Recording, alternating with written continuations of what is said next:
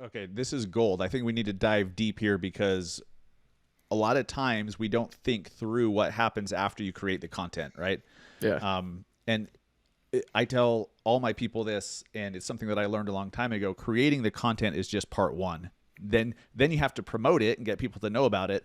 Yep. But then what? Okay, the Yep. next step after that is what happens when it does work and people Yep. do reach out and they do want to hire you.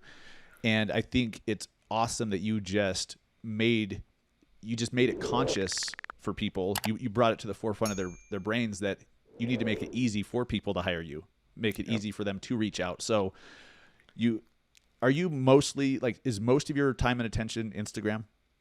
Yeah, as far as the content creation Okay. stuff, it's definitely Instagram. YouTube Shorts is now starting to get more attention. And then something that me and you were talking about from that Ford event is now I think Facebook's going to start to get a little more attention. But yeah, for now, it's definitely Absolutely. Instagram.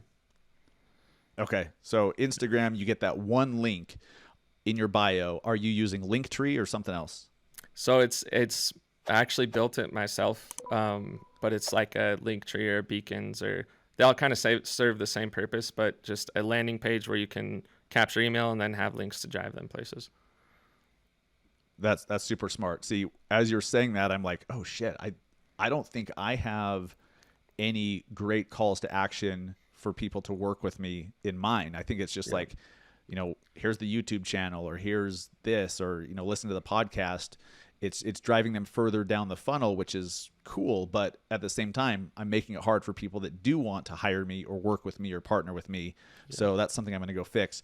And I use Linktree, but I know now there's so many different options, but you just need one link that opens up a tree of links. Yeah. So you have free consultation. What else is on there? I have a link for realtors who want to work with me because obviously, as a lender, that's still a lot of where my business comes from is from realtors. So Yep. I've reached a lot of them through the content, and it was kind of a click for me. The same thing on with that that switch of how do I get people to work with me as clients was like I don't have a good way of capturing realtors. So if there's a realtor in another market who's like, man, I love his videos, that would be awesome to work with him. They never think like, oh, I could actually do that. So I made sure I have one for realtor meetings so they could set up a time and then we could start working together.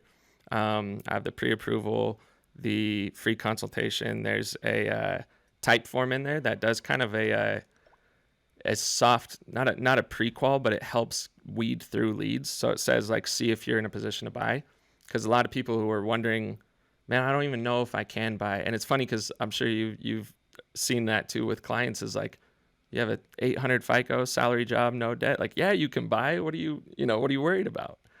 So Yeah. we have that. So if someone comes to that link and they're like, I don't even know where I'm at. I just want to get an idea. We have a type form that guides them through all the way. And based on what their questions are, it tells them if they're ready to move forward or if they need to do work on their credit or save up some more money.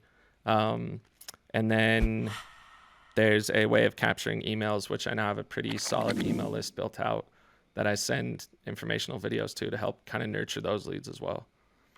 That's awesome. And Yeah. what are you using for your email list? Is it through MailChimp or something else or your CRM? Right now, I'm just using our CRM, but I'm actually trying to find a more efficient one to use. The CRM we use, it's a Salesforce build out. It's pretty good, but yeah, that's one area I'm looking to improve.